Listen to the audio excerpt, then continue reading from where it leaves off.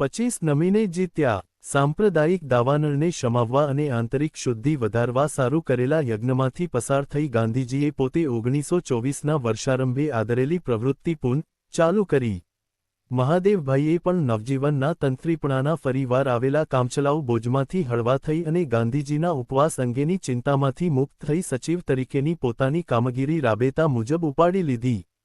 ગાંધીજીને ઉપવાસમાં આધ્યાત્મિક આહાર મળ્યો હતો અને ત્યાર પછીના 4 અઠવાડિયામાં દાક્તરોની કાળજી અને પ્રિયજનોની મમતા હેઠળ કાનિક અંશે આરામ પણ મળ્યો હતો। ગાંધીજીના શરીર અંગે અલબત્ત મહાદેવભાઈને ત્યારે પણ થોડી ચિંતા અને થોડી ફરિયાદ હતી જ। હવે તો ગાંધીજી એમ માનતા થઈ ગયા છે કે હું પહેલાના જેવો જ થઈ ગયો। પહેલાના કરતાં વધારે ચાલવાનો પ્રયત્ન કરે અને કંઈક વધારે ચાલે છે પણ ખરા। વાતો કરવાના તો વધારે પ્રસંગો આવે છે જ અને તેમ થાય છે ત્યારે જે થાક દેખાય છે તેથી ચેતવણી પણ મળી જાય છે કે હજી તબિયત પહેલાના જેવી તો નથી જ થઈ। ઉપવાસ પછી 4 રતલ વજન વધ્યું હતું એટલે 92 રતલ થયું હતું તે હવે લગભગ અઠવાડિયું થયા એટલું ને એટલું છે દશાંશ 1। ગાંધીજીને થોડો આરામ મળ્યો ખરો પણ મહાદેવભાઈને શ્વાસ ખાવાનીય ફુરસદ ક્યાં મળી છે અને એને અંગે એમના મોઢામાં ફરિયાદનો એકે હરફ પણ ક્યાં નીકળે છે। એક એકતાયજ્ઞ સારું ગાંધીજીએ 21 દિવસનું તપ વહોરી લીધું। હવે એમની નજર બીજા એકતાયજ્ઞ તરફ વળી। તે યજ્ઞ કોંગ્રેસને અંદરથી એક કરવાનો હતો। એની પ્રક્રિયા વધુ સૂક્ષ્મ હતી। એ નીચા નમીને હૈયા જીતવાની પ્રક્રિયા હતી। યંગ ઇન્ડિયાના 11 સપ્ટેમ્બર 1924ના અંકમાં તેઓ પરિસ્થિતિ અંગે પોતાનું આકલન સમજાવવા ઉપરાંત અહિંસાની દૃષ્ટિએ સત્યાગ્રહીએ આગળ કેમ વધવું જોઈએ એ પણ સ્પષ્ટ કરે છે। આપણે એના કેટલાક અંશ જોઈએ। આપણા મતભેદો વધતા જાય છે। દરેક મંડળ પોતાના કાર્યક્રમને સિદ્ધાંતનો પ્રશ્ન બનાવી મૂકે છે। દરેક અંતઃકરણપૂર્વક માને છે કે તેના કાર્યક્રમથી જ સર્વમાન્ય ધ્યેયને પહોંચી શકાશે। એક જીવંત સક્રિય અને અહિંસક બળ તરીકે આપણે અસહકારની યોજના કરી હતી। એ અસહકાર આ રાજ્યતંત્રમાં રહેલી હિંસા સામે પડકારરૂપે હતો। કમનસીબે એ કદી સક્રિય રીતે અહિંસક થઈ શક્યો નહીં। નબળા અને લાચાર માણસની સ્થૂળ અહિંસાથી આપણે સંતોષ માન્યો। સરકારી તંત્ર પર એ તત્કાળ અસર ન પાડી શક્યો એટલે બમણા જોરથી આપણી સામે એ ઉછળી રહ્યો છે। 5 બહિષ્કારોને પહેલાં જેટલો જ ચુસ્તપણે હું માનું છું પરંતુ સામુદાયિક રીતે એને અમલમાં મૂકવાનું વાતાવરણ અત્યારે નથી। કોંગ્રેસે તો જનતાનું પ્રતિનિધિત્વ વધુ ને વધુ કરવું જોઈએ। જનતામાં જાગૃતિ આવી નથી। એમનું રાજકારણ તો રોટી અને નમક તેમ જ કોમી તોડજોડ પૂરતું જ મર્યાદિત છે। આપણે જનતાના દુઃખમાં ભાગ લેવો જોઈએ। તેમની મુશ્કેલીઓ સમજવી જોઈએ કાંઈ નહીં તો આપણામાંથી થોડાને આ આકરી તાવણીમાંથી પસાર થવું જ જોઈશે। તેમાંથી જ પરિપૂર્ણ જોરદાર અને સ્વતંત્ર રાષ્ટ્રનો જન્મ થશે। આખી લડત જો કોંગ્રેસનો કબજો લેવાની જ હોય તો તે લડતમાં જોડાવાનો હું ઇનકાર કરું છું। નિષ્ઠાપૂર્વક કરેલી સેવામાંથી જે સત્તા મળે છે તે સત્તા ચડાવનારી હોય છે। હું એટલું જાણું છું કે મારામાં લડવાની વૃત્તિ બિલકુલ રહી નથી। મારા જેવા જન્મસિદ્ધ યોદ્ધાને માટે આમ કહેવું એ માથાના ઘા જેવું છે। મારા વહાલામાં વહાલાઓ જોડે હું લડેલો છું પણ હું પ્રેમથી લડનારો છું। સ્વરાજીઓની સાથે પણ હું પ્રેમથી લડવા તૈયાર થાઉં પણ હું જોઉં છું કે પ્રથમ મારે મારો પ્રેમ સાબિત કરવો જોઈએ। 2 ઉપવાસ પછીનો ગાંધીજીનો મોટા ભાગનો સમય સ્વરાજીઓ આગળ પોતાનો પ્રેમ સાબિત કરવામાં જ ગયો એમ કહીએ તો ચાલે। ફેરવાદી અને નાફેરવાદી બંને જૂથોને ગાંધીજીએ પોતપોતાના કાર્યક્ષેત્રો નોખા કરવાની તથા એકબીજા વચ્ચે અથડામણ ટાળી એકબીજાને સહાયક થવાની સલાહ આપી। અલબત્ત ઉપવાસને લીધે હિન્દુ મુસ્લિમ વિખવાદનું વાતાવરણ થોડું શમ્યું હતું પણ પ્રશ્ન કાંઈ ઉકલી તો નહોતો જ ગયો। તેથી એ પ્રશ્ન અંગે પણ ગાંધીજીને અવારનવાર ધ્યાન આપવું પડતું। ગાંધીજીનો ઉદ્દેશ દેશમાં વ્યાપ્ત બધી અવ્યવસ્થા મટાડી સુવ્યવસ્થા કરવાનો હતો। તેને માટેનો તેમનો રસ્તો પોતે નમતું આપીને સામાને જીતવાનો હતો। એ જ અરસામાં વાઇસરોયે વટહુકમ બહાર પાડીને બંગાળમાં અનેક લોકોને બિનમુદતી અટકાયતમાં લીધા।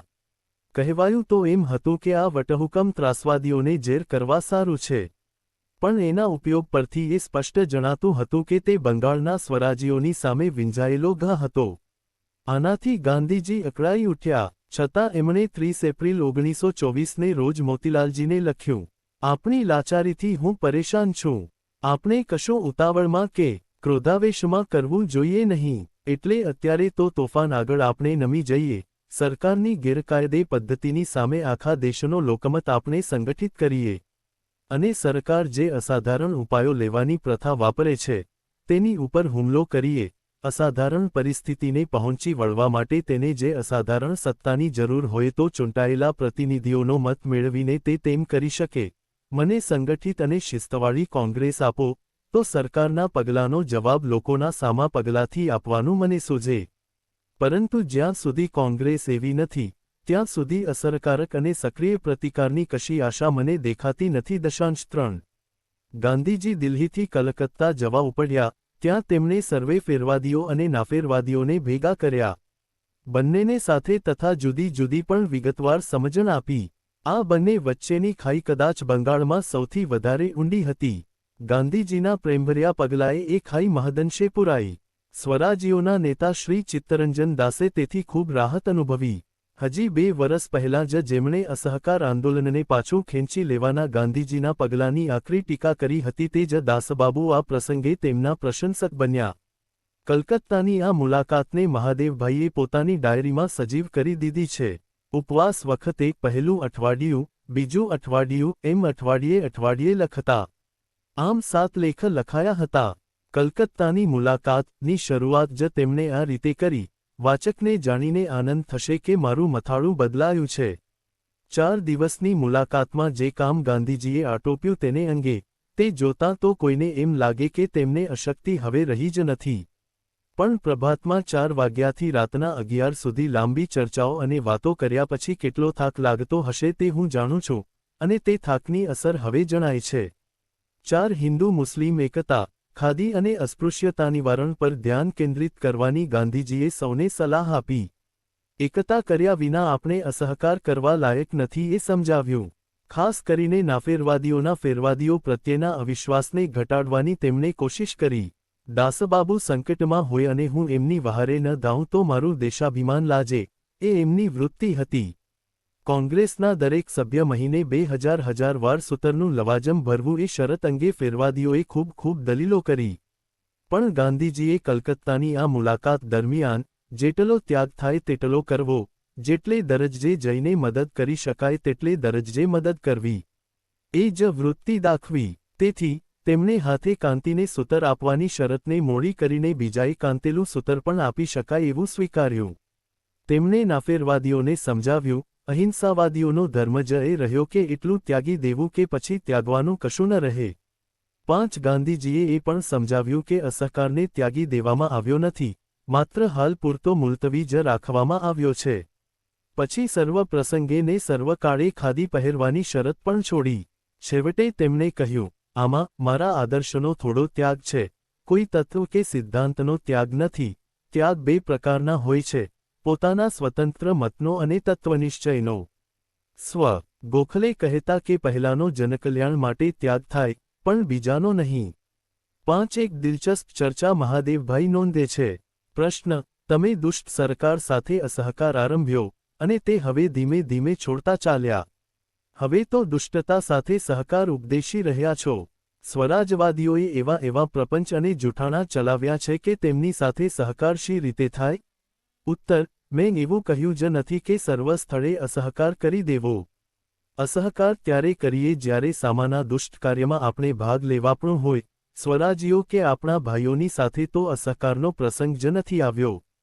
તેમની સાથે અસહકાર કરવો પડે એટલે અંશે સહકાર જ ક્યાં કર્યો છે? 6. બીજા કોઈએ કહ્યું, એક વાર તમે કહેતા હતા કે એક સહકારી વકીલ કરતાં પ્રામાણિક બૂટ સાફ કરનારો સારો. આજે તો વકીલો અને બડેખાઓના થવાને તમે તૈયાર થાઓ છો. ગાંધીજીએ ઉત્તર આપ્યો, હા, તમે ઠીક કહ્યું. મેં જે કહ્યું હતું તે શબ્દે શબ્દ ઠીક કહ્યું હતું. અસહકાર આજે છે ક્યાં? જો અસહકાર પૂરો વ્યાપેલો હોય, જો બૂટપોલિશ કરનારાના જેવા પણ પૂરો અસહકાર કરતા હોય તો તેઓ સહકારીઓને દૂર રાખી શકે. જો વિખવાદ ન હોત, જો ઝેર ફેલાયેલું ન હોત તો હું પહેલાની જેમ મારું ગાડું ચલાવત. 7.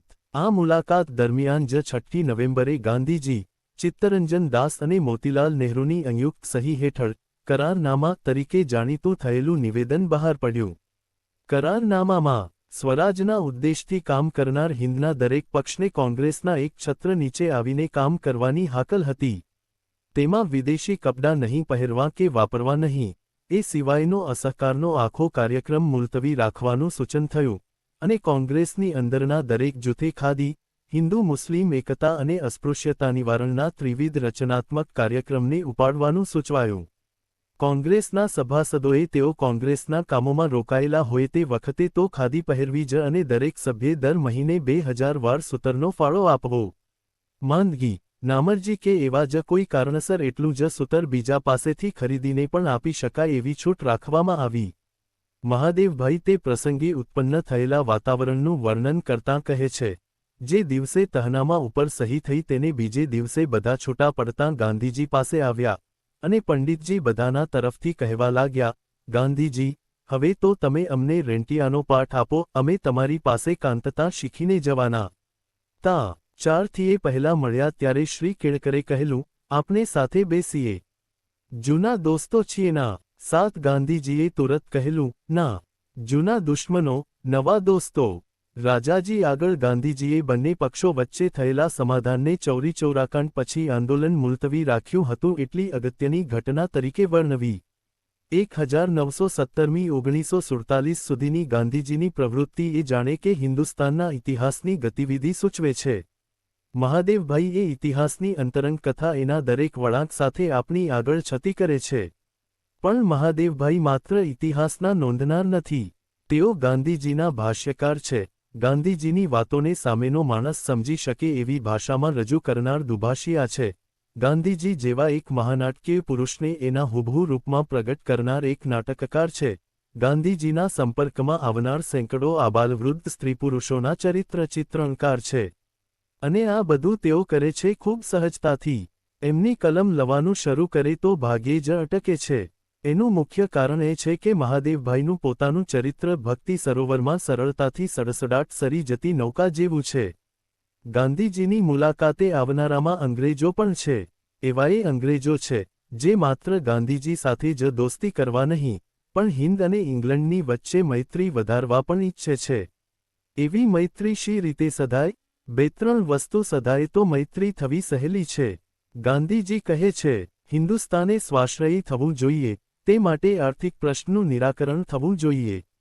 જો પરદેશી કપડું, જે હિન્દુસ્તાનને પરતંત્ર અને ની સત્વ કરી રહ્યું છે જાય તો તેનામાં નિર્ભીક ઊભા રહેવાની તાકાત આવે. તમે કહો છો તે માનું છું કે અંગ્રેજો અને હિન્દીઓ વચ્ચે કેવળ અસહકાર કલ્પી ન શકાય.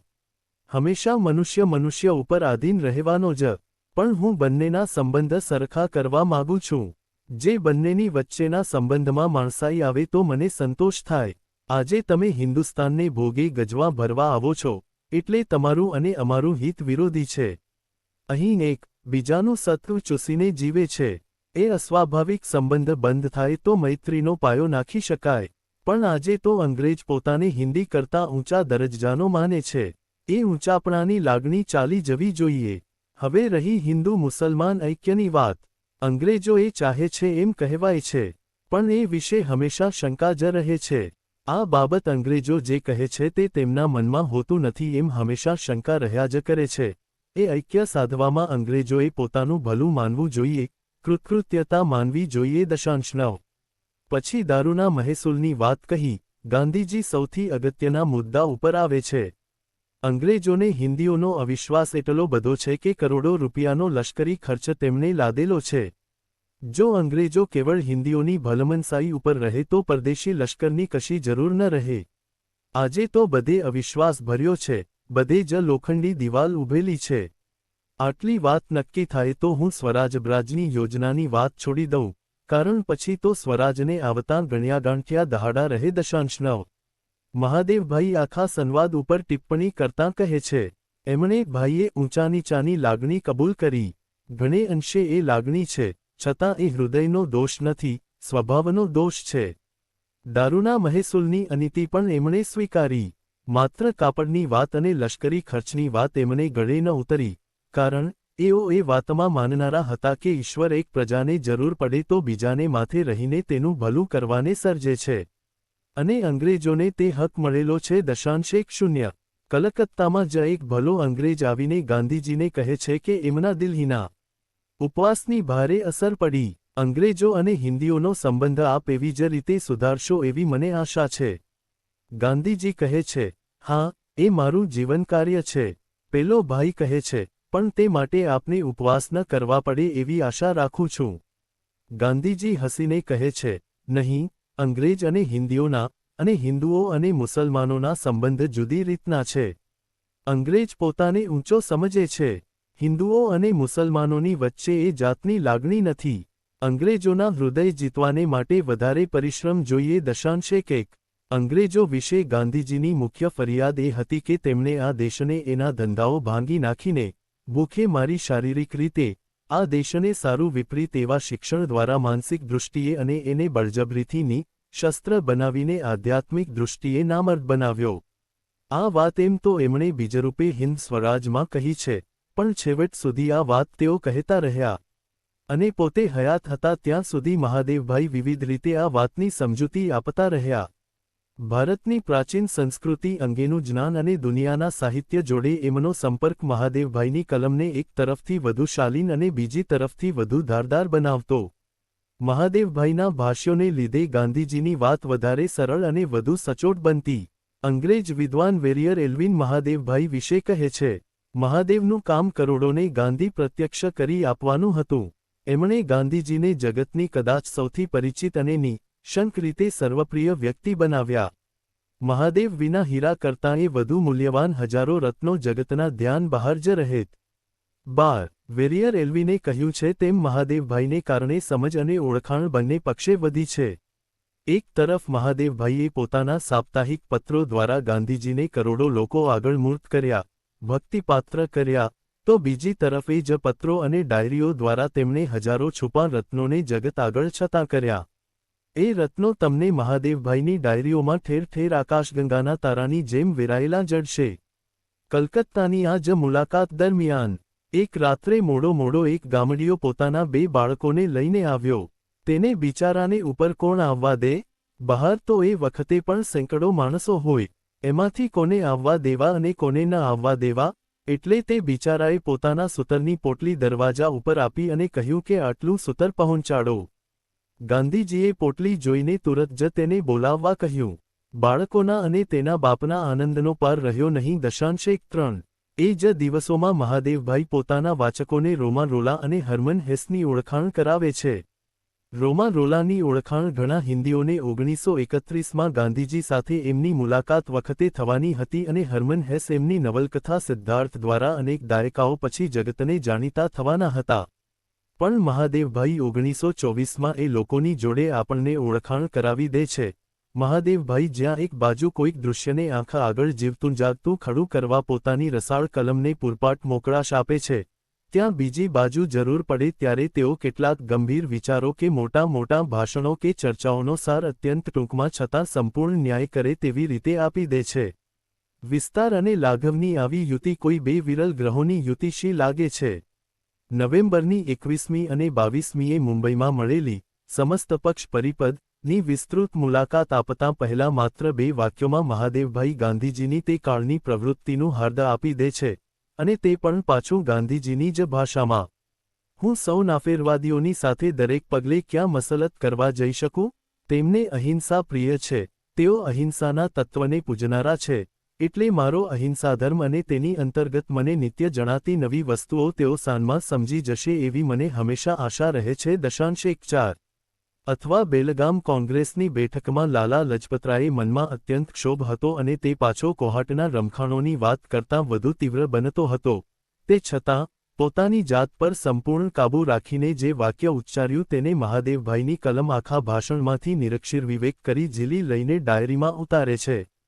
પાપની સામે પાપ થાય જ નહીં. વેર માત્ર રાષ્ટ્રીય ઉન્નતિનું બાધક છે. એક પણ હિન્દુ કે મુસલમાન સામે કરેલો ક્રોધ, ઘ અથવા પ્રતિકાર જન્મભૂમિની છાતી ઉપર કરેલા વજ્રાઘાત સમાન છે. 15. લાઘવના ગુણ બાબતમાં મહાદેવભાઈને સૌથી વધારે મદદ મળે છે ગાંધીજી તરફથી. ગાંધીજી પોતે પોતાના લખાણમાં લાઘવના સ્વામી હતા. તેને લીધે મહાદેવભાઈને માટે ઘણી ભારે વાતો અતિશય સંક્ષેપમાં કહી દેવાનું સુકર થઈ પડતું. ન્યૂયોર્કના ધી વર્લ્ડ ઓર નામના સામયિક સારું ગાંધીજીએ મહાદેવભાઈને લખાવેલ સંદેશો એક અતિગંભીર વિષયના અનેક પાસાનોને નાનકડા ફકરામાં છણી લે તેવો છે. અહિંસાનો મેં જે અભ્યાસ કર્યો છે અને મને જે અનુભવ થયો છે તે ઉપરથી મારી પ્રતીતિ થઈ છે કે દુનિયામાં એ સર્વશ્રેષ્ઠ શક્તિ છે. સત્યને પામવા માટે સૌથી નિશ્ચિત પદ્ધતિ એ જ છે અને એ પદ્ધતિ સૌથી શીઘ્ર પણ છે. કારણ એ સિવાય બીજી પદ્ધતિ જ નથી. એ શાંત રીતે, લગભગ ન દેખાય એવી રીતે, કામ કરે છે. છતાં ઓછી નિશ્ચિતતાથી એ કામ કરતી નથી. આપણી આસપાસ અવિરત વિનાશ ચાલી રહ્યો છે તેની વચ્ચે એ જ એક પ્રકૃતિની રચનાત્મક ક્રિયા છે. વૈયક્તિક જીવનમાં જ તે કારગત થઈ શકે એમ માનવું એના જેવો બીજો કોઈ વહેમ નથી. સાર્વજનિક કે વૈયક્તિક જીવનનું કોઈ ક્ષેત્ર એવું નથી જ્યાં એ શક્તિનો પ્રયોગ ન થઈ શકે, પરંતુ અહિંસા સંપૂર્ણ આત્મવિલોપન સિવાય શક્ય નથી. 1.6 આ અરસામાં ગાંધીજીએ હિન્દુ મુસ્લિમ એકતા, ખાદી અને અસ્પૃશ્યતા નિવારણના રચનાત્મક કાર્યક્રમ પર ભાર દીધો હતો. આગળ ઉપર રચનાત્મક કાર્યક્રમ ગાંધીજીને બીજા અનેક ક્રાંતિકારી નેતાઓ કરતાં કાનિક વિશિષ્ટ સ્થાન અપાવે તેવો થઈ પડવાનો હતો. રચનાત્મક કાર્યક્રમને સત્યાગ્રહના વિધાયક પોઝિટિવ સ્વરૂપ તરીકે વર્ણવતા ગાંધીજી કદી થાકતા નહોતા. મારી પાસે બીજું સાધન નથી. સત્યાગ્રહ એ જ એક સાધન છે. અત્યાર સુધી મેં સત્યાગ્રહનું ભીષણ સ્વરૂપ દેશ આગળ મૂક્યું છે. હવે શાંત, મધુર, ગંભીર સ્વરૂપ જ મૂકવા ધારું છું. તેનું અનુકરણ થાય તો જય જ છે. 17 ગાંધીજીને લોકો પ્રશ્ન પૂછે છે કે રચનાત્મક કાર્યોમાં પડવાથી કોંગ્રેસ રાજકીય સંસ્થા તરીકે મટી તો નહીં જાય? ગાંધીજીના જવાબમાં આદર્શ અને વહેવારનો સમન્વય છે. ના, નહીં મટી જાય. હું સાધુ નથી. હું રાજદ્વારી માણસ છું. માત્ર જરા સૌમ્ય પ્રકારનો રાજદ્વારી છું. મારે લડવું છે, પણ ભાઈ, મને હથિયાર તો સજ્જ કરવા દો. 18 સૂતરને તાંતણે સ્વરાજનું સૂત્ર જ્યારે ગાંધીજીએ આપ્યું ત્યારે તેઓ ખાદીના વ્યાપક પ્રયોગની વાત કરતા હતા. તમે જ કાંતશો તેથી સ્વરાજ મળશે એમ હું નથી કહેતો. બધા કાંતે તો મળે એમ અવશ્ય કહું છું. પણ એ વાત પણ છોડી દઉં. તમારા કાંતવાથી સ્વરાજ આવે યા ના આવે, તમને ભિખારીને માટે દયા હોય, અને તે દયાભાવથી તમે તેને માટે કાંતો એટલું તમારી પાસેથી માગી લઉં. ભિખારીની સાથે તમે એકતાળ થાઓ, તેની સાથે તમારું અનુસંધાન થઈ જાઓ. સૂતરને તાંતણે મને હરજીએ બાંધી. જેમ તાણે તેમ તેમની રે. મને લાગી કટારી પ્રેમની. આપણો એવો પ્રેમ જો આપણા કરોડો ભાઈ બહેનો પ્રત્યે હોય તો આપણે તેઓને અને તેઓ આપણને સૂતરને તાંતણે બાંધે. હું તો એ જ અર્થશાસ્ત્ર જાણું છું. બીજું નથી જાણતો. 9 બીજરૂપે રચનાત્મક કાર્યક્રમમાં સત્યાગ્રહનું સૌમ્ય, વિધાયક સ્વરૂપ અને દરિદ્રનારાયણ જોડે ભાવાત્મક એકતા સાધવાની વાત ગાંધીજી અતિ સંક્ષેપમાં પણ વિશદ રીતે કહી દે છે. મહાદેવભાઈની કલમ એને એટલી જ સુસ્પષ્ટ રીતે રજૂ કરે છે. જેમને સારું ક્રાંતિ કરવાની હતી તેની સાથે તાદાત્મ્ય એ ગાંધીજીનો સૌથી મોટો ક્રાંતિકારી ગુણ હતો. અસ્પૃશ્યતા નિવારણ વિશે સમજાવતા તેઓ પોતાના વિશે કહે છે તે જાણે કે એક મહાવાક્ય જ છે. હું ભંગીની સાથે ભંગી થઈ શકું છું, ડેડ સાથે ડેડ થઈ તેનું કામ કરી શકું છું. જો આ જન્મે અસ્પૃશ્યતા ન જાયને મારે બીજો જન્મ લેવાનો હોય તો ભંગી જ જન્મવા ઈચ્છું છું. 20 વળી તેઓ અસ્પૃશ્યતાને માત્ર કહેવાતા અસ્પૃશ્યો પૂરતી મર્યાદિત નથી ગણતા. હિન્દુ થઈને કોઈ પણ મનુષ્યને તેના જન્મને કે ધર્મને લઈને અસ્પૃશ્ય માનવું એ પાપ છે. તો મુસલમાનોને અસ્પૃશ્ય કેમ ગણીએ? મુસલમાન, ખ્રિસ્તી ઇત્યાદિ વિધર્મીઓને અસ્પૃશ્ય ગણવામાં હિન્દુ ધર્મ હોય તો તેવા હિન્દુ ધર્મનો નાશ થશે. 21 હિન્દુ મુસલમાન એકતા એ તો ગાંધીજીનો નિત્યજાપનો વિષય હતો. અહીં તો માત્ર એક જ ઉદ્ધરણ આપીશું. તમે મારીને મૂર્તિની રક્ષા ન કરી શકો. મુસલમાન હિન્દુઓને મારીને ઇસ્લામની રક્ષા નથી કરી શકવાના. મારીને રક્ષા કરવા માગતા હોય તો ઇસ્લામ નાબૂદ થવાનો છે એ વિશે શંકા નથી. દુનિયામાં એકે ધર્મ મારીને બચવાનો નથી. જે ધર્મ અને મુલ્કને બચાવવા ઈચ્છે તેને માટે શાંતિ સિવાય બીજો ઉપાય નથી એમ હું 30 વર્ષના ચિક્કાર અને અનુભવને પરિણામે જણાવું છું. તલવાર ઉઠાવનારનું મોત તલવારથી જ છે. કોઈ પણ ધર્મ તલવારથી નથી ચાલી શક્યો, નથી ચાલી શકવાનો. ઇસ્લામ ફકીરોને લીધે, હિન્દુ ધર્મ તપસ્વીઓને લીધે ટકી રહ્યો છે. તમારા શાસ્ત્ર સમજીને વાંચજો. 2 એ દિવસોમાં ઠેર ઠેર થયેલા કોમી રમખાણોથી ગાંધીજી અત્યંત ઉદ્વિગ્ન હતા. કોહાટના રમખાણોને લીધે ત્યાંથી રાવલપિંડી નાસી આવેલા હિન્દુ શરણાર્થીઓને તેમણે સલાહ આપી હતી કે જ્યાં સુધી ત્યાંના મુસ્લિમો તમને બાંયધરી ન આપે ત્યાં સુધી માત્ર સરકારના કહેવાથી તમે પાછા ન જશો. ગાંધીજીએ પોતે જાતતપાસ સારું કોહાટ જવાની પરવાનગી માગતો પત્ર વાઇસરોયને લખ્યો હતો, પણ તેમને પરવાનગી મળી નહોતી. તેમણે મહાદેવભાઈને સલાહ આપી હતી કે ભક્તિ શીશ તણું સાટું, આગળ 8મી છે વાટું, એમ સમજીને ચાલજો. એ 8મી વાટ લઈને જ તેમણે જાતે દિલ્હીમાં 21 દિવસનું વ્રત આદર્યું હતું તે આપણે જોઈ ગયા. એકવાર નવજીવનના અને કોમરેડ છાપાનોના કામ સારું ગાંધીજીએ સ્વામી આનંદને મૌલાના મહમદઅલી પાસે દિલ્હી મોકલેલા તે વખતે ગાંધીજીએ મૌલાનાને લખ્યું, હું હંમેશા કહેતો આવ્યો છું કે મારા તદ્દન નજીકના સાથીઓ જે કસોટીઓમાંથી પસાર થાય તે ઉપરથી મારી કિંમત આંકવી જોઈએ. તમે, સ્વામી, મહાદેવ, હયાત, 23 મુઆઝમ 23, દેવદાસ, કૃષ્ણદાસ, શ્વેબ 24 એ બધાને હું આમાં ગણું છું. હું તમારી સાથે સરસ રીતે ચલાવી શકું એટલું પૂરતું નથી. સ્વામી, મહાદેવ, દેવદાસ વગેરેએ પણ ચલાવી શકવું જોઈએ. જો તેઓ ન ચલાવી શકે તો તેમણે મારા જાહેર જીવનમાંથી નીકળી જવું જોઈએ. એ બધા હથિયારો છે જેમની મારફત હું કામ કરું છું. જેમ હયાત, મુઆઝમ વગેરેની મારફત તમે કામ કરો છો, એટલે હું સ્વામીને તમારી પાસે મોકલું છું, જેથી કરીને તમે બંને એકબીજાની વધુ નજીક આવો અને એકબીજાને વધારે સારી રીતે ઓળખો. મારે માટે તો આવા અંગત સંબંધો ચાલે એ 1000 જાહેર કરારો કરતાં સ્વરાજ અને એકતા માટે વધારે મહત્વની વસ્તુ છે. 25. હિન્દુ અને મુસલમાનો, ખાસ કરીને એમના નેતાઓ અને તેનાથી વિશેષ ગાંધીજીના વિશ્વાસપાત્ર કાર્યકર્તાઓ એકબીજાનો પરિચય વધારે અને એમનો વિરોધ ઘટે એ ગાંધીજીની ઝંખના હતી. મહાદેવભાઈ નોંધે છે કે જ્યારે ગાઢા ધુમ્મસ આભ વિશે વિખરાશે જો પરિચય સાચો થાશે હો અમતમ તણો, એ ભાવનું અંગ્રેજી ભજન ગાંધીજીને અતિશય પ્રિય છે અને ધુમ્મસ આભ વિખેરીને એકબીજાના વધારે ગાઢ પરિચયમાં આવવામાં જ ગાંધીજી ગૂંથાયેલા છે. 2.6 ધુમ્મસ આભ વિખેરવાની આ કસોટી મુજબ કદાચ કસ્તુરબા કે દેવદાસ કરતાં પણ મહાદેવભાઈ ગાંધીજીની કસોટીમાંથી ઊંચા ક્રમે પાસ થઈ શકે એમ હતા. એના મુખ્ય કારણો હતા મહાદેવભાઈએ ગાંધીજી સાથે સાધેલી એકાત્મતા અને એમનો નમ્ર મધુર સ્વભાવ. ગાંધીજી અનેક પ્રકારના વિદ્વાનો અને ચારિત્ર્યવાન લોકો તેમજ જનતાના કરોડોને શી રીતે પ્રભાવિત કરી શકતા હશે, એ પ્રશ્ન કોઈના પણ મનમાં ઉઠવા સંભવ છે. મહાદેવભાઈ એના જવાબમાં ઇટાલી વિશે તાજેતરમાં પ્રગટ થયેલા કોઈ પુસ્તકમાંથી અવતરણ આપે છે. આસીસીના સાધુ ફ્રાન્સિસે બીજા બધા ધર્મસ્થાપકોની જેમ મનુષ્ય સ્વભાવને વિશે ઘણો ઊંચો અભિપ્રાય બાંધેલો હતો. ગાંધીજીને વિશે પણ એ જ કહી શકાય. લગભગ અશક્ય જેવી વસ્તુની તેણે પોતાના દેશબંધુઓની પાસે આશા રાખી. તેમનું રાજકીય ધ્યેય આત્મયમને અને શાંતિને માર્ગે જ સાધવાની તેમણે તેમની પાસે આશા રાખી. એ બહુ આકરી માગણી હતી, પણ તેનો જવાબ પણ જગતમાં બીજે ક્યાંક મળ્યો હોય તેના કરતાં ઘણા મોટા પ્રમાણમાં મળ્યો. 2.7 ગાંધીજી અંગે મહાદેવભાઈએ કોઈ વિદેશી લેખકને ટાંકીને આપેલું વચન ખુદ મહાદેવભાઈને પણ એટલું જ લાગુ પડી શકે એમ છે. ગાંધીજીની અપેક્ષા હતી કે મહાદેવ જેવા તેમના સાથીઓ મારફત તેઓ જાતે દુનિયા આગળ ઓળખાય. એમની અપેક્ષા મહાદેવભાઈને પણ તેવા સ્થાનને પાત્ર બનાવવામાં મદદ કરતી નહીં હોય. ગાંધીજી આખું જીવન મહાદેવ પાસે ઊંચીને ઊંચી અપેક્ષા રાખતા ગયા અને અપેક્ષા મહાદેવભાઈને ઉત્તરોત્તર વધુને વધુ ઊંચે લેતી ગઈ. એમ જણાય છે કે એમાં કામ કરતા ત્યારે મહાદેવભાઈને કાનિક વધારે મહેનતાણું મળતું હશે. તેમાંથી અમુક રકમ તેમણે સાબરમતી આશ્રમ સારું મોકલી. એને અંગે ગાંધીજીએ તેમને લખ્યું, તમને મોટા પગારદાર કરી તમારી પાસેથી આશ્રમને સારું પૈસા લઉં ને તમને સોંઘામાં વટાવું એવો પચ્છમબુદ્ધિ વાણીઓ હું ક્યાં છું? એટલા તો પૈસા તમે ભીખ માગીને લાવી દો એમ છો. 28 ભાષા અંગેની અપેક્ષા તો ગાંધીજીએ મહાદેવ પાસેથી તેઓ એમની પાસે આવ્યા ત્યારથી જ રાખી હતી.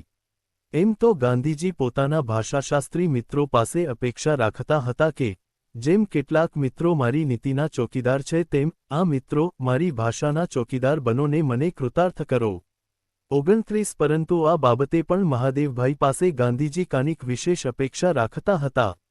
જેમ મહાદેવભાઈ પોતાના બધા લેખો ગાંધીજીને બતાવ્યા પછી જ નવજીવન કે પાછળથી હરિજન પત્રોના પ્રેસ સારું રવાના કરતા, તેમ ગાંધીજી પણ પોતાના સર્વ લેખો મહાદેવભાઈને બતાવ્યા પછી જ પ્રેસને મોકલતા. બંને પક્ષે માત્ર ભાષા અંગે જ નહીં પણ શૈલી, ભાવ અને વસ્તુ અંગે પણ ઘણીવાર ચર્ચાઓ થતી અને જરૂર જણાય ત્યાં સુધારાવધારા પણ થતા.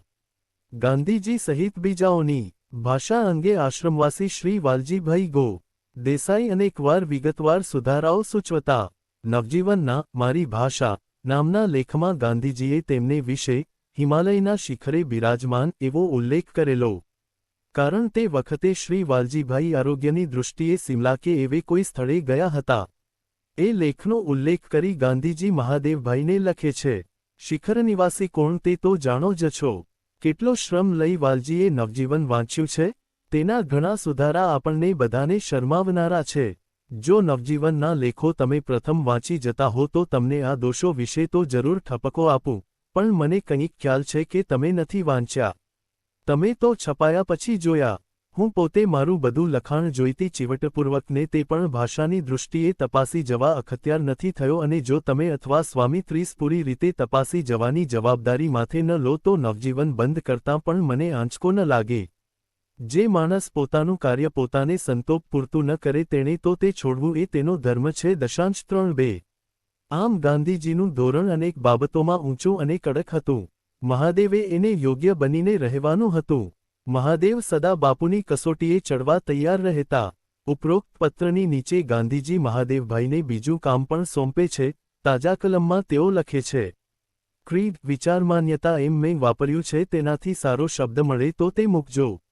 31 પણ વિચાર કે ભાવની દૃષ્ટિએ ગાંધીજી અને મહાદેવભાઈ વચ્ચે એકાત્મતા ભલે સધાતી હોય, મહાદેવભાઈનો મૂળ ભાવ તો ભક્તિનો જ. તેથી ગાંધીજીના આખા ભાષણનો સાર કોઈ વાર 2 લીટીમાં આપી દઈ શકે એમ હોય, છતાં એમનો ગાંધીજી પ્રત્યેનો અહોભાવ ઓછો થતો નથી. તુલસીદાસજી રામચરિતમાનસમાં રામનું નામ આવે ત્યાં એકાદ ભક્તિપૂર્ણ વિશેષણ કે એકાદ પ્રશંસાપૂર્ણ ઉદ્ગાર લખ્યા વિના રહી નથી શકતા, તેવું જ મહાદેવભાઈનું પણ ગાંધીજી વિશે છે. એક જગાએ તેઓ ગાંધીજીના ભાષણનો લાંબો અહેવાલ આપ્યા પછી છેવટે કહે છે, આ ભાષણ આટલું સવિસ્તર આપ્યું છે તે એટલા જ ખાતર કે ગાંધીજીનું ઘવાયેલું અંતર સૌ કોઈ જોઈ શકે. લાંબા જાહેર વ્યાખ્યાનમાં આવેશ કે ભાષાની અતિશયતા વિના આટલી લાગણી ઠાલવી શકાય છે એનો મુંબઈની પ્રજાને છેલ્લા 3-4 દિવસમાં ઠીક અનુભવ મળ્યો. 32 પણ એક્સેલસેર થિયેટરમાં થયેલ સભા વિશે મહાદેવભાઈ કહે છે, એ સભાનું સંપૂર્ણ વર્ણન આપ્યું જાય એમ નથી. વર્ણન આપનાર તટસ્થ રહે તો વર્ણવવાની વસ્તુઓ તાદશ ચિતાર આપી શકે, પણ વર્ણન કરનાર પણ વર્ણવવાની વસ્તુમાં તણાઈ જાય તો કોણ કોને વર્ણવે? નરસામાંથી સારું પરિણામ નીપજવાનું અપૂર્વ દૃષ્ટાંત તે સભામાં જોયું. કૃત્રિમને એકાએક અચાનક, સ્વાભાવિકમાં બદલાઈ જતું એ સભામાં જોયું. અપરંપાર માયાના ગાઢા અભ્ર ભેદી સોનસરી નીકળી સતની વીજળી ચમકતી અહીં જોઈ. 33 તુલસીદાસ રામલક્ષ્મણની જોડીનું અપૂર્વ રૂપ જોઈ એ શોભાનું વર્ણન કરવામાં મૂંઝવણ અનુભવે છે. ગેરા એ બાની એવી જ કંઈક મૂંઝવણ મહાદેવભાઈની ગાંધીની વિચાર શોભા જોઈને થઈ હોય એમ નથી લાગતું? પોતાની આવી ભક્તિનો એકરાર એકવાર મહાદેવભાઈએ ગુજરાત મહાવિદ્યાલયના વિદ્યાર્થીઓ આગળ કરી દીધો હતો. મહાત્માજીનું જીવન કલામય, પડે પડે ને દિવસે દિવસે નવપલ્લવતાને પામે છે. એક વખત હું, મહાત્માજી અને 5-7 મિત્રો તથા શ્રીમતી સરલાદેવી ચોધરાણી સિંહગઢ હતા. શ્રીમતી સરલાદેવી તો વીજળી ઝબકે તેમ ઝબૂકીને સવાલો પૂછી સૌને આશ્ચર્યમાં નાખતા હતા. એમણે મને એક વખત પૂછ્યું, અલ્યા તું ગાંધીની પાછળ કેમ પડ્યો છે? તારે દેશસેવા નથી કરવી? મેં પણ એમને જે જવાબ આપ્યો તેથી એ પણ આશ્ચર્યમાં પડી ગયા. મેં કહ્યું, ના, મારે દેશસેવા નથી કરવી, મારે તો ગાંધી સેવા કરવી છે. તમે કહો છો તેમ હું ગાંધીની પાછળ જ પડ્યો છું. જેટલે દરજ્જે મહાત્માજીનું જીવન મને ઉત્તેજિત કરી શકે છે ને ઉત્સાહ આપી શકે છે તેટલે દરજ્જે દેશ નહીં કરી શકે. દેશસેવા મારે માટે નથી અને એ વાતની સત્યતામાં હજુ પણ હું માનું છું. રસ્કીને એક જગ્યાએ ઘણા જ સુંદર શબ્દો વાપર્યા છે. મેન્યુફેક્ચર ઓફ સોલ્સ, આત્માઓનું ઘડતર. હું ધારું છું કે મહાત્માજીને આપણે આવી રીતે આત્માઓના ઘડનારા, આત્માને જગાડનારા કહી શકીએ. એ વાતની સાક્ષી પુરવાને હું અહીં ઊભો છું, અને એને વાસ્તે જેમના આત્માઓ જાગ્યા છે, જેઓ પુનર્જન્મને પામ્યા છે તેવાને તમે પૂછી શકો છો. એ પ્રમાણે મારો પુનર્જન્મ શી રીતે થયો તે હું તમને કહી સંભળાવું છું. બેતિયામાં હું 1917માં મહાત્માજીની સાથે હતો. એ વખતે એઓ મારી પાસે ખાસ કાંઈ કામ કરાવતા નહોતા. પણ એક દિવસ કે જે દિવસે મારો પુનર્જન્મ થયો તે દિવસે મને એમણે રોટલી બનાવવાનું કહ્યું. મને તો રાંધતા આવડતું હતું નહીં એટલે મેં સવાલ કર્યો કે હું શી રીતે રોટલી બનાવું? મને નથી આવડતી. ત્યારે મહાત્માજીએ કહ્યું, આ લોટ છે, વેલણ છે, આડની છે અને આ પાણી છે. કરીશ એટલે જરૂર આવડશે. એ હુકમ મેં માથે ચડાવ્યો અને જેમતેમ લોટ બાંધ્યો તો ખરો, પણ બીજા માણસને મેં વણવાનું કહ્યું અને મેં રોટલી તવા ઉપર શેકવા માંડી. એક રોટલી તૈયાર થઈ એટલે મહાત્માજી પોતે ત્યાં નાહીને આવ્યા અને ઉપર પ્રમાણેનો તાલ જોઈને મને કહે છે, જે બીજાના હાથની જ રોટલી મારે ખાવી હોત તો તને કહેત શું કરવા? એટલું કહીને પોતે વણવાને શેકવા મંડી ગયા. મારી કેળવણી આટલેથી જ અટકી નહીં, પણ આગળ ચાલતા લુગડાં ધોવાનું, પાયખાના સાફ કરવાનું કામ પણ જાતે મને કરી બતલાવ્યું. ત્યારથી મારો પુનર્જન્મ થયો એમ મને લાગ્યું. 3.4 કોમી એકતા અંગેના ઉપવાસ પછી બેલગામની કોંગ્રેસ સુધીના દિવસોમાં મહાદેવભાઈએ ગાંધીજીના પીર, બબરચી, ભીસ્તી, ખર તરીકેની પોતાની જવાબદારી પાછી સંભાળી લીધી. સચિવ તરીકેની જવાબદારી કેટલી મોટી અને કષ્ટસાધ્ય હતી એની વાત તો આપણે આગળ ઉપર એક સ્વતંત્ર પ્રકરણમાં કરીશું. અહીં તો કામના એક ભાગ તરીકે એમણે કરેલી પ્રકીર્ણ નોંધોમાંથી કેટલીક નોંધપાત્ર જોઈ લઈએ. અમેરિકાના યુવકોને સંદેશો. બાળપણથી જ અમને આત્મયમની શિસ્ત શીખવવામાં આવે છે. એ પ્રમાણે જીવન ગાળવામાં અમે પડિયાખડીએ છીએ ખરા, પરંતુ પૂર્વના દેશોમાં અમે એટલું તો જાણીએ છીએ કે જીવન ભોગવિલાસ માટે નથી, પણ મુખ્યત્વે આત્મયમ માટે છે. અમેરિકાના વિદ્યાર્થીઓ આટલો એક પાઠ જીવનમાં ઉતારે એમ ઈચ્છું છું. 3.5 વિનોબાજીએ અખિલ ભારત શાંતિસેના મંડળની સ્થાપના ઠેઠ 1957માં કરી. 1962 પછી જયપ્રકાશજીએ તેને સંગઠિત સ્વરૂપ આપ્યું. ગાંધીજીએ 12/11/24ના રોજ જવાહરલાલજીને એક પત્રમાં સૂચવ્યું હતું, કાર્યકર્તાઓની ઉડીને જઈ શકે એવી ટુકડીની આવશ્યકતા મને જણાય છે. તેમાં હિન્દુઓ અને મુસલમાનો બંને હોય. એક ક્ષણની નોટિસથી તેઓ દેશના કોઈપણ સંકટગ્રસ્ત ભાગમાં તપાસ કરવા તૈયાર હોય. નામાંકિત માણસો ત્યાં જાય તેની હંમેશા આપણે રાહ જોઈ શકીએ નહીં. 3.6 દિલ્હીમાં ગાંધીજી ઉપવાસના પાછલા દિવસોમાં કાશ્મીરી ગેટ આગળ રઘુવીરસિંહ સુલતાનસિંહના ઘરે રહ્યા હતા. દિલ્હીની મોડર્ન સ્કૂલના તેઓ સ્થાપક. તેમની શાળાની મુલાકાત પછી મુલાકાતપોથીમાં આનંદ વ્યક્ત કર્યા છતાં ગાંધીજીએ તેમને ચેતવ્યા કે અર્વાચીનત્વના પૂરમાં જો પ્રાચીનત્વનો નાશ થઈ જશે તો ભારતવર્ષના યુવકોને ઘણું નુકસાન થશે. મુલાકાતપોથીમાં કરેલી નાની સરખી નોંધ પણ મહાદેવભાઈની ડાયરીમાં તરત ઉતરી ગઈ. 37 આ દિવસો દરમિયાન પૂર્વ આફ્રિકાની હિન્દી કોંગ્રેસે પોતાને ત્યાં ચાલતી લડત બાબતમાં ગાંધીજીને એમ તાર કર્યો કે ના કરની લડત ચાલી રહી છે. સરકાર નિષ્ઠુર બનીને ધરપકડો કરી રહી છે અને મિલકતો જપ્ત કરે છે. 4 કાર્યકર્તાઓ મોકલવા વિનંતી છે. એન્ડ્રુઝ, વલ્લભભાઈ, મહાદેવભાઈ, દેવદાસ આવે તો સારું. તબિયત સુધર્યા પછી આપ કેન્યા આવો. ગાંધીજીએ કેબલથી જવાબ આપ્યો. કોમ કષ્ટસહનના કાર્યક્રમ સાથે આગળ વધી રહી છે તે જાણી ખુશી થઈ. જે એ ચાલુ જ રાખશો તો તમે જીતશો જ. દિલગીર છું કે કોઈને મોકલી શકતો નથી. 38 એ જ રીતે વાયકોમ સત્યાગ્રહ સારું પણ માર્ગદર્શન આપવા મહાદેવભાઈની માગણી જ્યોર્જ જોસેફે કરી હતી, તેનો પણ ગાંધીજીએ ઇનકાર કર્યો હતો. અલબત્ત વાયકોમ સત્યાગ્રહ પર ગાંધીજીનું ધ્યાન બરાબર હતું. એ લોકોને દૂર રહ્યા તેઓ દોરવણી પણ આપતા. ખાસ તો એમણે એ લોકોને મંદિર પ્રવેશની છૂટ મેળવવા સારું ઉપવાસ કરવાનો વિચાર પડતો મૂકી. જે સ્થળથી આગળ હરિજનોને ન જવા દેતા હોય તે સ્થળે જ જઈને શાંત ચિત્તે ઊભા રહેવા કે ભજન ગાવાની સલાહ આપી હતી. કેરળના સત્યાગ્રહીઓએ ગાંધીજીની સૂચનાનું પાલન કર્યું હતું અને લગભગ 14 માસની તપસ્યા બાદ ત્રાવણકોરના એ અતિપ્રસિદ્ધ મંદિરના દ્વાર હરિજનો સારું ખુલ્યા હતા. 3.9/1925માં ગાંધીજીએ વાયકોમ સત્યાગ્રહનું નિકટથી નિરીક્ષણ કરવા વિનોબાજીને કેરળ મોકલ્યા હતા. સત્યાગ્રહના અંતિમ દિવસોમાં ગાંધીજીની કેરળમાં હાજરી સત્યાગ્રહનો સુખદ અંત લાવવામાં મદદરૂપ થઈ હતી. આપણે લગભગ વર્ષાંત સુધી આવી પહોંચ્યા. વર્ષો સુધી રાષ્ટ્રીય મહાસભાને સક્રિય દોરવણી આપવા છતાં ગાંધીજી માત્ર બેલગામની 1924ની કોંગ્રેસમાં એના પ્રમુખ થયેલા.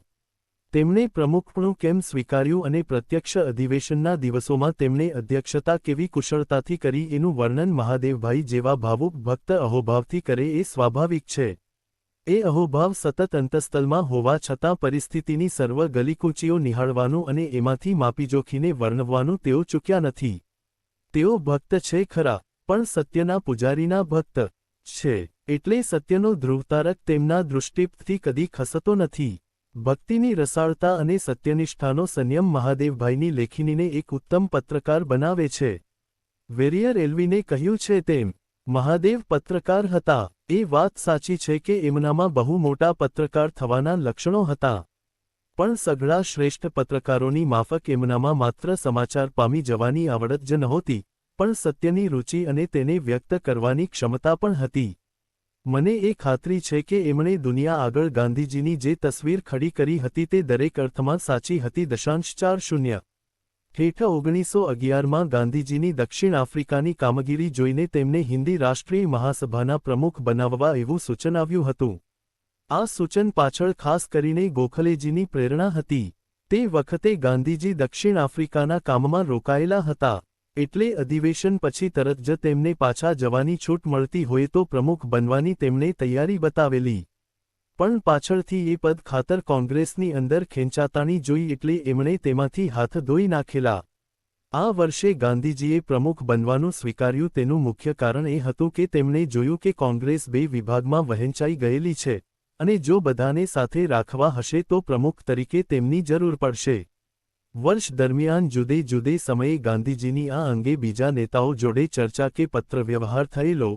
રાજગોપાલાચારી, ગંગાધરરાવ, રાજેન્દ્ર બાબુ અને શૌકતલીનો આગ્રહ હતો કે ગાંધીજીએ પ્રમુખ બનવું જોઈએ. પ્રમુખપદ ન સ્વીકારવાના ગાંધીજીના વિચારને વલ્લભભાઈ અને શંકરલાલ બેંકરનો ટેકો હતો.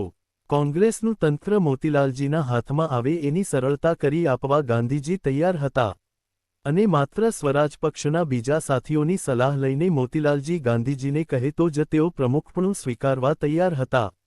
જૂન માસની આખરે અમદાવાદમાં મહાસમિતિની બેઠકમાં જે રીતે બહુ ટૂંકી બહુમતીએ અથવા પરાણે ઠરાવો પસાર થયા તેનાથી ગાંધીજીને ખૂબ આઘાત લાગ્યો હતો. ખાસ કરીને ગોપીનાથ સહાય નામના એક ત્રાસવાદીએ કરેલા અંગ્રેજના ખૂનને બિરદાવવાનો જે રીતે પ્રયાસ થયો હતો તેનાથી તેઓ ખૂબ ઘવાયા હતા. તેથી તેમણે રાજાજી વગેરે નાફેરવાદીઓને કોંગ્રેસના હોદ્દાઓ પરથી પણ ખસી જઈને ફેરવાદીઓને સારો રસ્તો મોકળો કરી આપવાની સલાહ આપી હતી. તેમણે પોતાને બેલગામમાં પ્રમુખ થવાનો આગ્રહ કરતા મૌલાના શૌકતલીને તા. 27/7/24ના રોજ લખેલા એક પત્રમાં પૂછ્યું, કોંગ્રેસના પ્રમુખ મારે થવું એમ શા માટે કહો છો? દેશ પાસે જો હું રાષ્ટ્રના શ્રદ્ધેય સિદ્ધાંતો તરીકે હિન્દુ મુસ્લિમ એકતાનો અને ચરખાનો સ્વીકાર ન કરાવી શકું તો મારી ઉપયોગિતા કશી જ નથી. 15મી ઓગસ્ટે ગાંધીજીએ મોતીલાલજીને એક પત્રમાં લખ્યું, જેમ જેમ એ વાતનો હું વધારે વિચાર કરું છું તેમ તેમ બેલગામમાં સત્તા માટેની લડત થાય એની સામે મારો આત્મા કકડી ઉઠે છે. 42 ગાંધીજીનો મુખ્ય હેતુ આ તબક્કે કોંગ્રેસના ભાગલા ન પડવા દેવાનો હતો. 1921માં અસહકારના આંદોલને દેશમાં એક જાગૃતિ આણી હતી અને તેને લીધે એ આંદોલન ચલાવનાર સંસ્થા કોંગ્રેસનું પણ અગાઉ કદી ન પ્રગટ્યું હતું તેટલું તેજ પ્રગટ્યું હતું. પણ 1924ની વાત જુદી હતી. આંદોલન નબળું પડી ગયું હતું. કેટલીક છૂટીછવાઈ વ્યક્તિઓએ પોતપોતાની રીતે અસહકાર ચાલુ રાખ્યો હતો એ સાચું, પણ સામૂહિક રીતે કોઈ આંદોલન નહોતું ચાલતું. ગાંધીજીએ 1922માં ચૌરીચૌરા નિમિત્તે આંદોલન મોકૂફ રાખ્યું. ત્યાર સુધીમાં જ આંદોલનમાં ઠીક શિથિલતા આવી ચૂકી હતી. કેટલાક તો એમ પણ માનતા હતા કે ગાંધીજીએ વેળાસર આંદોલન સમેટીને એની લાજ જાળવી લીધી હતી. સરકારે એ જ વખતે ગાંધીજીને જેલમાં પૂર્યા અને 6 વર્ષની સજા ઠોકી. બરાબર એ જ કાળમાં દેશમાં ઠેર ઠેર કોમી રમખાણો થયા. ખિલાફત આંદોલન વખતે જે એકતાના દૃશ્યો દેખાતા હતા તે દેખાવા દુર્લભ થયા. કેટલાક નાફેરવાદીઓ અલબત્ત ગાંધી પ્રત્યેની ભક્તિ અને કાર્યક્રમ પ્રત્યેની નિષ્ઠાથી રચનાત્મક કાર્યક્રમને ખંતપૂર્વક વળગી રહ્યા હતા. પણ 1922-23માં બંને પક્ષના આગેવાનો કારાવાસમાં હતા. એ લોકો પાછા આવ્યા ત્યાં સુધીમાં જંગ અંગ્રેજ સરકાર અને હિન્દની પ્રજા વચ્ચેનો મટીને કોંગ્રેસના બે મુખ્ય ભાગલાઓ વચ્ચેનો બની ગયો હતો. જ્યારે આંદોલન નબળું પડે છે ત્યારે જ પ્રતિપક્ષીને તેમાં ભાગલા પાડવાનું ફાવે છે. કાં તો એ આંદોલન બંધારણની ગલીકૂંચીઓમાં અટવાઈ જાય છે, અથવા કાર્યકર્તાઓ પરસ્પર દોષ દેતા થઈ જાય છે. પરિણામે જનતામાં નિરાશા જાગે છે. ગાંધીજીએ જેલમાંથી બહાર આવતાની સાથે જ આ પરિસ્થિતિ જોઈ લીધી હતી, જે દેશે એક વર્ષમાં અપૂર્વ ઉત્સાહપૂર્વક ત્યાગનું આંદોલન ચલાવી બતાવ્યું હતું તે દેશ એટલી જ ઝડપથી નિરાશા અને વૈફલ્યવૃત્તિના વમળમાં ન ફસાઈ જાય એટલા સારું ગાંધીજીએ માર્ગ કાઢ્યો, વેળા છતાં તડ પડેલા હૈયાને સાંધવાનો અને નમીને જીતવાનો. તેમને વિશ્વાસ હતો કે નાફેરવાદીઓને તો સહેલાઈથી મનાવી સમજાવી શકાશે. એ લોકો પ્રમાણમાં નાના, ઓછા જાણીતા અને ગાંધીજી પ્રત્યે વ્યક્તિગત વફાદારી ધરાવનારા હતા. જ્યારે સામી બાજુએ ફેરવાદીઓમાં મોટા મોટા દિગ્ગજો હતા, પોતપોતાની રીતે તેમણે પોતાનો અલગ પંથ કાપવા માંડ્યો હતો. અને પ્રજામાં પણ એવો ઘણો હિસ્સો હતો કે જેમને આવા પ્રતિનિધિઓ દ્વારા સરકાર સાથેના પોતાના નાના મોટા રોજેરોજના કામો પતાવવા હતા. તેથી ગાંધીજીએ પોતાના આદર્શાગ્નિને પોતાના હૈયામાં ભારેલો રાખીને બને એટલું નમતું જોખીને સ્વરાજી નેતાઓને કોંગ્રેસના છત્ર નીચે જાળવી રાખવાનું વિચાર્યું. બંને પક્ષોને એકસાથે રાખી શકે એવા નેતા એકલા ગાંધીજી જ હતા. તેથી તેમણે કોંગ્રેસના પ્રમુખ થવું ઘણી રીતે કાંટાળો તાજ પહેરવા જેવું લાગતું હતું, છતાં તેમ કરવા સંમતિ આપી. દેશના ઇતિહાસમાં આ એક નાજુક તબક્કો હતો. એ તબક્કાની સઘળી નાજુકાઈને સમજીને એને અત્યંત કોમળતાથી દેશ આગળ વ્યક્ત કરી દેશને વિધાયક દિશામાં લઈ જઈ એને લપસતો બચાવવા મહાદેવભાઈની સર્વ શક્તિઓ લાગી ગઈ. એ સ્પષ્ટ હતું કે ગાંધીજીએ કોંગ્રેસ પ્રમુખ થવાની ઘડીને લગભગ સ્થિતપ્રજ્ઞની તટસ્થતા અને ધીરજથી આવકારી હતી. પરંતુ પોતાના સ્વામીને દેશની સૌથી મોટી સંસ્થાના અધ્યક્ષ બનતા જોઈને મહાદેવભાઈનું હૈયું જરૂર અંદરથી ફૂલાતું હશે. આવા આનંદોલ્લાસ ખાસ કરીને ગાંધીજીની સફળતાને લીધે નિષ્પન્ન આનંદોલ્લાસથી અસ્પૃષ્ટ રહે તેવા મહાદેવભાઈ જડ કે અનાસક્ત નહોતા. પણ સાથે તેઓ એ બાબતે પણ સજગ હતા કે ગાંધીજીએ આ કામ એક નિશ્ચિત સમજપૂર્વક સંભાળ્યું છે. તેથી મહાદેવભાઈએ તોફાની સાગરના મોજા કે વહાણની નબળી અવસ્થાને બદલે નાખુદાની કરતબની ખૂબીઓ વર્ણવવામાં જ પોતાનું ધ્યાન કેન્દ્રિત કર્યું. અલબત્ત, એમ કરતાં તેઓ પરિસ્થિતિની ગંભીરતાનું વર્ણન કરતાં પણ ચૂકતા નથી. તેમ જ, બીજી બાજુ, આ પરિસ્થિતિમાં જે તત્વો ગાંધીજીને પુષ્ટ કરી શકે તેવા હતા તેને આગળ લાવવાનું પણ ચૂકતા નથી. બેલગામ કોંગ્રેસના મહાદેવભાઈના વર્ણનો કોઈપણ આંતરરાષ્ટ્રીય પત્રકારના અહેવાલોની હરોળમાં બેસે તેવા હતા. અલબત્ત, એમની તેમ કરવાની શૈલી ભારતીય સંસ્કૃતિથી રસેલી હતી. એ નાટ્યાત્મક વર્ણનની નાંદી આવી છે. બેલગામનો પુણ્યતીર્થ તરીકે જ વિચાર થાય છે. ગંગાધરરાવ દેશપાંડેના પુણ્ય પ્રેમથી ભરેલું આખું વાતાવરણ, તાલીમ અને આજ્ઞાપાલનનું હાર્દ સમજનારા સ્વયંસેવકોની ભક્તિથી ભરેલું વાતાવરણ, પદે પદે અહિંસાની યાદ આપતા ગાંધીજીથી વ્યાપેલું આ વાતાવરણ અને અહિંસાની પરાકાષ્ઠા પ્રગટ કરવાના જ ઉદ્દેશથી ભેગા થયેલા મહામેળાનું વાતાવરણ પુણ્યતીર્થનું ન કહેવાય તો બીજું શેનું કહેવાય? 43. મહાદેવભાઈનું વર્ણન પ્રત્યક્ષથી પરોક્ષ તરફ જાય છે, સ્થૂળથી સૂક્ષ્મ તરફ જાય છે. ગંગાધરરાવને ઘોડેસવાર થઈને આખા નગરની વ્યવસ્થા જોતા અને સ્વયંસેવકોને યથાયોગ્ય આદેશો આપતા જોઈને મહાદેવ કહે છે, એમને તો જાણે મેં જાનનો અનુભવ થઈ રહ્યો લાગે છે. ગાંધીજી માટે એક સુંદર મહેલ રાખવાનો વિચાર પડતો મૂકી એક સુંદર ખાદીકુટીર રચી છે. રાજાજી નબળા છે એટલે એમને માટે સ્વતંત્ર ઘર છે. સરોજિની, એની બેસ્ટ, પંડિત નહેરુ અને ચિત્તરંજન દાસ સારું આલિશાન બંગલા ફાળવ્યા છે. મૌલાનાઓની ખિલાફત કમિટીએ વ્યવસ્થા કરી છે. કાકાસાબ કાલેલકરે સફાઈ વિભાગ અને ગાંધીજી આગળ ભજનો ગાનારા ગોઠવવાની જવાબદારી પોતાને માથે લીધી છે. 4.3 આટલું વર્ણન કર્યા પછી મહાદેવભાઈ બેલગામ કોંગ્રેસની આંતરપુણ્યતાની વાતમાં ઉતરે છે. અને સૌ પ્રથમ તો એમને ગાંધીજીની કાર્યક્ષમતા જ સાંભળેને. આજે 4 દિવસ થયા, પણ 4 દિવસમાં એકે કલાક કોઈનો વ્યર્થ ગયો હોય એમ ભાગ્યે જ કહી શકાય. અગાઉની કોઈ પણ કોંગ્રેસ વખતે એવું બન્યું હતું એમ ભાગ્યે જ કહેવાય. આવતા વર્ષમાં અથાગ કામ અને અતૂટ આજ્ઞાપાલનની આશા રાખનાર ગાંધીજી એ પ્રમાણે કામ લઈને મંગળારંભ કરે તેમાં શી નવાઈ? 44 કોંગ્રેસના ઇતિહાસલેખક પટ્ટાભી સીતારામૈયા પણ બેલગામ કોંગ્રેસને in the history of non cooperation લગામ ઇઝ એ લેન્ડમાર્ક, અસહકારના ઇતિહાસમાં બેલગામ એક સીમાચિહ્ન છે, એમ કહે છે. પણ મહાદેવભાઈએ આ અધિવેશનનું જેવું સજીવ વર્ણન આપ્યું છે તેવું તેમણે નથી આપ્યું. બીજા કોઈએ પણ આપ્યું હોય તો તે આ લેખકની જાણમાં નથી. એક ફકરામાં મહાદેવભાઈ કોંગ્રેસ અધિવેશનના 4 દિવસોની રોજનીશી આપી દે છે. પછી ગાંધીજીના 3 મુખ્ય પ્રવચનો વિશે ટિપ્પણ કરે છે. કોંગ્રેસના પ્રમુખ તરીકેનું ભાષણ વાંચીએ અને 20 મીટર અને 21મીના ઉદ્ગારો સાંભળીએ તો જાણે બંને વચ્ચે વિચિત્ર વિરોધ લાગે, પણ બંનેમાં જરાયે વિરોધ નહોતો. બંને એકબીજાની પૂર્તિરૂપ હતા. ભાષણની ભાષામાં કાની કપૂર, અસાધારણ બલકે વધારે પડતો સંયમ દેખાય છે. અપાર તેજ છે, પણ ઉષ્ણતા નથી. અપાર યુક્તિ છે, પણ આવેશ નથી. 20મી અને 21મીના ઉદ્ગારોમાં આ બધી રોકી રાખેલી વિભૂતિઓ બાવાની જોડીમાંથી જાણે નીકળી પડી. 4.5 આ ટીકામાં આપણને મહાદેવભાઈની ભક્તિની સાથે એમની સ્વતંત્ર વિવેચનશક્તિ રસાયેલી લાગે છે. બેલગામ કોંગ્રેસના રસભર અહેવાલમાં ઉતરવાનું આ સ્થાન નથી.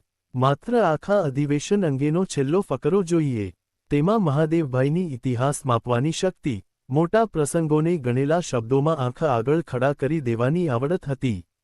પણ તે મૂલ્યાંકનમાં સૌથી વધુ છાપ તો મહાદેવભાઈની ગાંધીભક્તિ અંગે જ પડે છે. ઘણી કોંગ્રેસો કરતાં આ કોંગ્રેસે જુદી જ અસર કરી. મારા મન પર તો જુદી જ કરી. કલકત્તા અને નાગપુર પછી હરખઘેલા થઈને આવેલા.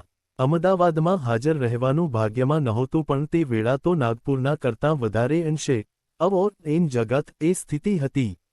ગયામાં એક વર્ગ ક્રોધથી ઉછળતો હતો અને બીજો વિજયાભિમાનથી. કોકોનાડામાં ઐક્ય કર્યાનું અભિમાન હતું અને ભવિષ્યની ભારે આશા હતી. એ આશામાંથી આપણા પ્રયત્ન વિના કેવળ ઈશ્વરેચ્છાએ ગાંધીજીનું છત્ર જોવાની આપણી આશા તૃપ્ત થઈ. ઐક્ય અણસધાયેલું જ રહ્યું. એ બધા અનુભવોથી કંઈક ગંભીર બનેલા આપણા મન બેલગામની મહાસભાના સફળ કાર્યથી પણ હરખાવાની ના પાડે છે. જેમણે મહાસભાના બીજા દિવસનું લગભગ દિવ્ય દૃશ્ય જોયું, તમારા ભેદો અને વિખવાદોને અહીં દફનાવી જાઓ, તમારા વિરોધીઓને પણ ભેટો, એ ભાવની દેવવાણી સાંભળી તેમને હરખ ન થયો હોય? હરખ થયો, પણ એ વચનોમાં રહેલો પ્રેમ તો એ બોલનાર અનુભવી રહ્યો છે. આપણે તો એ અનુભવવાનો છે. આપણા હૃદય તો હજી શુષ્ક પડ્યા છે એવી લાગણી પણ ઘણાને થઈ હશે. બરી ધ હેચેટ કુહાડીને દાટી દો. એ અંગ્રેજી પ્રયોગ કેટલો સાર્થ છે. ભૂતકાળના વિખવાદો દાટી દો, પૂર્વ દુઃખદ સ્મરણો દાટી દો એટલું જ નહીં, પણ એ વિખવાદનું સાધન કુહાડી આપણી સ્મૃતિ, ઝેરીલું મન, શુદ્ધતા દાટી દો. એ સંદેશો આપીને ગાંધીજીએ કાર્યનો ઉપસંહાર કર્યો. એ ઉપદેશથી નાફેરવાદી કે સ્વરાજવાદી બંનેને વિનમ્ર બનવાનું હતું. બંનેને ભવિષ્યને માટે ભારે તૈયારી કરવાની હતી. 4.6 બેલગામ કોંગ્રેસમાં સભાઓમાં તેમ જ ખાનગી વાતોમાં થયેલી કામગીરીની ઘણી વિગતોમાં આપણે નહીં જઈએ. મહાદેવભાઈ તો આ વર્ણન કરતાં પણ થાકતા નથી. એમનું ભક્તિ સ્વરૂપ કહેવાયેલા એક વચનમાં ટપકે છે. ઔચિત્યના તીવ્ર ભાનમાં ભળેલું અપાર ચાતુર્ય અને પદે પદે તેમાં ભળતા વિનોદમાં અંધાર્યા પ્રસંગે તેમાં પુરાતા કરુણાના સૂર, પંડિત જવાહરલાલને માટેના પોતાના અપાર પ્રેમનો ઉલ્લેખ, કુમારી ગુલનારની સાથેની પોતાની મહોબત, એ બધું વિચારતા બાપુનું અવ કે એટલો ઉદ્ગાર સહજ નીકળી જાય છે. 4.7 બેલગામના પુણ્યતીર્થ માં ગાંધીજી સારું બનેલી ખાદીકુટીરમાં બેઠા ગાંધીજીના એક વચનને પોતાની નોંધપોથીમાં ટપકાવતા, કુટીરના આંગણામાંથી ઘોડો પલાણીને ત્યાંની રાતીચોળ ધૂળ ઉડાડતા જતા ગંગાધરરાવને નિરખતા, વચ્ચે વચ્ચે મહાદેવભાઈનું મન દૂર ગુજરાત ભણી દોડી જતું હતું. વલ્લભભાઈ કે જીવતરામ 48 સાથે કોકવાર આટલા કામમાંથી એ નવરાશની 2-4 ક્ષણ શોધી કાઢી મહાદેવ કાનિક ટોટપા કરી લેતા. વલ્લભભાઈને સારું કોંગ્રેસમાં આવેલા અનેક રથી મહારથીઓ ટીખણની પૂરી સામગ્રી પૂરી પાડતા. મહાદેવ એ સાંભળી ખડખડાટ હસતા, પણ પોતે તો ગાંધીજીએ કેવો સાત્વિક વિનોદ કર્યો તેનું જ સ્મરણ કરાવતા. રાજાજી વળી નાજુક તબિયતે પણ આ હાસ્ય વિનોદને કાનિક નવું બૌદ્ધિક પરિમાણ આપતા, પણ આ વિનોદની વચ્ચે કોઈક તારવાળો તાર લઈને ગાંધીજીની ખાદીકુટીર તરફ આવતો જોઈએ ત્યારે મહાદેવની છાતી એકાદ ધબકારો ચૂકી જતી. છેવટે જે ક્ષણની મહાદેવ મહિનાઓથી વાટ જોતા હતા તે ધન્ય ક્ષણ આવી પહોંચી. કોંગ્રેસના ખુલ્લા અધિવેશનમાં ગાંધીજી કોંગ્રેસ પ્રમુખ તરીકેનું પોતાનું અધ્યક્ષીય પ્રવચન આપવા વ્યાસપીઠ પર જવા ઊભા થયા. મહાદેવ ભલે ગાંધીજીની સંયમી અને સ્થિતપ્રજ્ઞ પ્રકૃતિની પ્રશંસા કરતા, પણ પોતે તો આ ઘડીને ધન્ય માનતા જ હતા અને એમના મુખ પરનું આછું સ્મિત એ વાતની ચાડી ખાતું હતું કે અંદરથી તો મહાદેવનું હૈયું હરખની હેલીએ ચડ્યું હતું. બરાબર એ જ ઘડીએ એક સ્વયંસેવક દોડતો તાર લઈને આવ્યો, ને મહાદેવ ફરી એકવાર ધબકારો ચૂક્યા. લગભગ કાંપતી આંગળીએ એમણે સ્લીપ પર સહી કરી અને એક આંખ વ્યાસપીઠ પર ચડતા ગાંધીજી પર માંડી, બીજી તારના ફરફરિયા તરફ વાળી. ગાંધીજીનું ભાષણ પૂરું થાય પછી નિરાંતે તાર ખોલવા જેટલી તે દિવસે મહાદેવને ધીરજ નહોતી. એક હરખ હતો ગાંધીજીના કોંગ્રેસના અધ્યક્ષસ્થાને બિરાજવાનો, બીજો હરખ સ્વયંસેવક લાવ્યો તે તારમાં હતો. સુદૂર ગુજરાતમાં વલસાડ ગામે નાની મહેતવાડથી મહાદેવના સાડુભાઈ ડો. પરાગજીએ તાર કર્યો હતો કે માતા વિજયાબહેન અને મોટી બહેન મણિબહેનની જતનભરી દેખરેખ નીચે 24મી ડિસેમ્બરની સવારે 6 વાગ્યે દુર્ગાબહેને પુત્રને જન્મ આપ્યો હતો.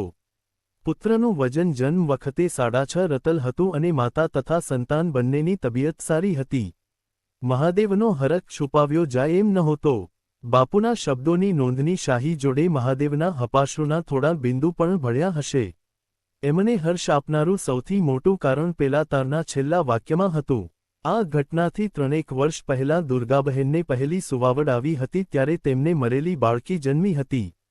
એ બાળકીના શાંતમૃત શરીરને એના મામા ઊંચકી ગયા તે પહેલાં દુર્ગાબહેને માત્ર એક જ વાર જોયું હતું, પણ ખીલ્યા પહેલાં જ કરમાયેલી એ પોયણીશી પુત્રીને દુર્ગાબહેને પોતે મર્યા ત્યાં સુધી યાદ કર્યા કરી હતી, અસલ તારા કાકા જેવી રૂપાળીને લાંબી. મહાદેવે તે વખતે બંગાળીમાં ઉર્મિલા દેવી સેનને શેક્સપિયરના નાટકને યાદ કરીને માત્ર એક જ વાક્ય લખ્યું હતું, લવ્સ લેબર લોસ્ટ, પ્રેમનો પરિશ્રમ પરવારી ગયો. પણ એને લીધે આ વખતે મહિનાઓ પહેલાંથી મહાદેવના મનમાં ચિંતા હતી, પણ એટલી નહીં કે બાપુ પાસેથી રજા લઈને વલસાડ જાય. મહાદેવ દુર્ગાનો પ્રેમ એક નદીને 2 કિનારે મીટ માંડીને બેઠેલા ચકવા-ચકવી જેવો હતો. આ ઘટના પછી બરાબર 66 વર્ષે તે દિવસના તારના મુખ્ય પાત્રે કાનિક કુતૂહલવશ, કાનિક જિજ્ઞાસાથી 24મી ડિસેમ્બર 1924 અને એની આસપાસના 2-4 દિવસોની મહાદેવભાઈની ડાયરીના પાના વારંવાર ઉથલાવી જોયા. પુત્રજન્મનો તેમાં ઉલ્લેખ સરખોય નહોતો. મહાદેવભાઈની ડાયરી ગાંધીજીની ડાયરીમાં વિલીન થઈ ગઈ હતી. નોંધ: 1 way diary 6 પ્રૂ 257 2 young India 11 September 1924 way diary 6 પરિશિષ્ટ 3 પ્રૂ 406મી 412 પરથી ટૂંકાવીને 3 વે ડાયરી 6 પ્રૂ 255 થી 256 માંથી સારવીને 4 એજન પ્રૂ 268 5 એજન પ્રૂ 271મી 274 માંથી સારવીને 6 એજન પ્રૂ 274 થી 275 7 એજન પ્રૂ 275 થી 276 8 એજન પ્રૂ 276 9 એજન પ્રૂ 277 થી 278 10 એજન પ્રૂ 278 11 એજન પ્રૂ 282 12 ડી જી તેંડુલકર વગેરે દ્વારા સંપાદિત ગાંધીજીમાંથી વેરિયર એલ્વિનનો લેખ મહાદેવ પ્રૂ 15 13 વે ડાયરી 6 પ્રૂ 287 14 એજન પ્રૂ 301 15 એજન પ્રૂ 357 16 એજન પ્રૂ 295 17 એજન પ્રૂ 163 18 એજન પ્રૂ 175 19 એજન પ્રૂ 165 થી 166 20 એજન પ્રૂ 164 21 એજન પ્રૂ 168 22 એજન પ્રૂ 173 23 મૌલાના મહમદ અલીના સાથીઓ 24 શ્વેબ કુરેશી 25 વે ડાયરી 6 પ્રૂ 184 26 એજન પ્રૂ 238 27 વે ડાયરી 6 પ્રૂ 68 થી 69 મહાદેવભાઈએ કથિત પુસ્તકનું નામ નોંધ્યું નથી. 28 એયોત 24 પ્રૂ 80 29 એયોત 23 પ્રૂ 477 30 સ્વામી આનંદ 31 એયોત 23 પ્રૂ 455 32 વે ડાયરી 6 પ્રૂ 167 થી 168 33 એજન પ્રૂ 158 34 વે ડાયરી 18 પ્રૂ 181 થી 182 35 વે ડાયરી 6 પ્રૂ 135 36 એજન પ્રૂ 289 થી 290 37 એજન પ્રૂ 295 38 એયોત 23 પ્રૂ 250 અને પાર્ટીપ નંબર 1 39 વાયકોમ સત્યાગ્રહનું વૈજ્ઞાનિક પૃથક્કરણ જેન વી બોન્ડ્યુરાના ઓએવ ઓફ વોએમાં જોવા મળી શકે. 40 ડી જી તેંડુલકર દ્વારા સંપાદિત ગાંધીજીમાં વેરિયર એલ્વિનનો લેખ મહાદેવ પ્રૂ 15 41 વે ડાયરી 6 પ્રૂ 104 થી 105 42 એજન પ્રૂ 139 43 એજન પ્રૂ 332 44 એજન પ્રૂ 333 45 એજન પ્રૂ 334 46 એજન પ્રૂ 358 થી 359 47 એજન પ્રૂ 353 48 કૃપાલાની